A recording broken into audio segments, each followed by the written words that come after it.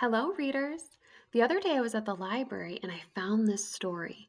And as I was reading through it, I was thinking to myself, wow, all of those steps in the story are steps that we've been learning about and that we've been talking about with our books that we're reading. So I just had to check it out and read it to you today. It's called How to Read a Story by Kate Messner. And you'll notice that the author in this story, what Kate does is she gives us steps that we can take as we're reading a book. So as she lists out some of her different steps, would you give me a thumbs up if this is something that you do when you're reading a book at home? Are you ready? How to read a story. Step 1. Find a good story, a good one. It can have princesses and castles, if you like that sort of thing, or witches and trolls, as long as they're not too scary.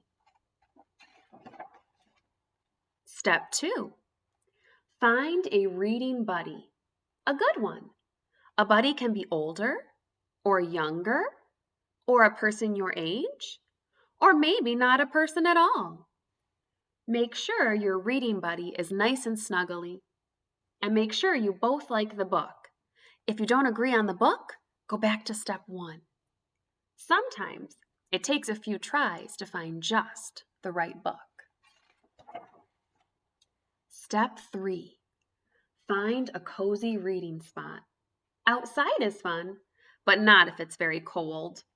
Unless you have thick woolen blankets and hats and scarves and a cup of steaming hot cocoa. And not if it's very hot, unless you have trees to shade you from the sun, a hammock to catch cool breezes, and tall glasses of icy lemonade. Inside is good. Couches are cozy. So are chairs big enough for 2. Just be careful not to get stuck. Step 4. Look at the book's cover. Can you guess what it's about? Read the title. That might be a clue. Look at the cover of the book they have here. Just by looking at the pictures, can you tell what the story might be about? Step 5. Open the book. This is the exciting part. Read the story in a loud, clear voice. Not too slow, not too fast. You can point to the words if you like, but you don't have to do that. Once upon a time. Step 6. When the characters talk, whatever's being said, say it in a voice to match who's talking. I will save the kingdom. I am the most powerful in all of the land. I'm hungry for lunch. Soon the castle will be mine.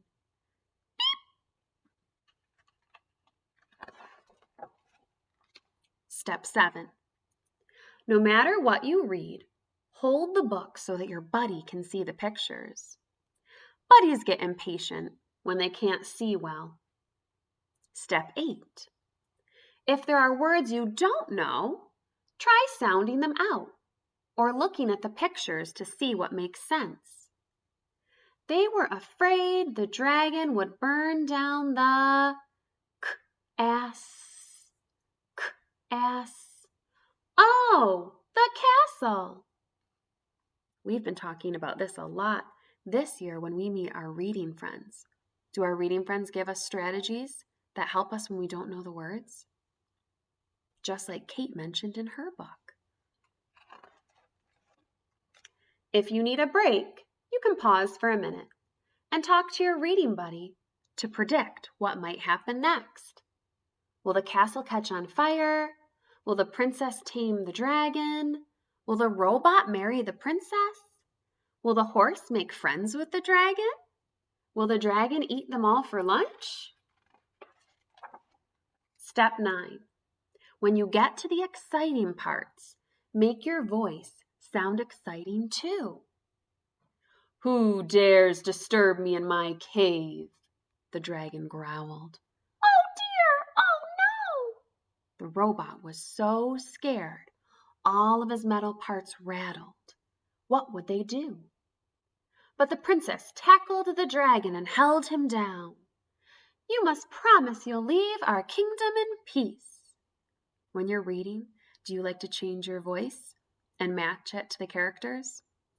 When an exciting part comes, do you make your voice sound like it's excited?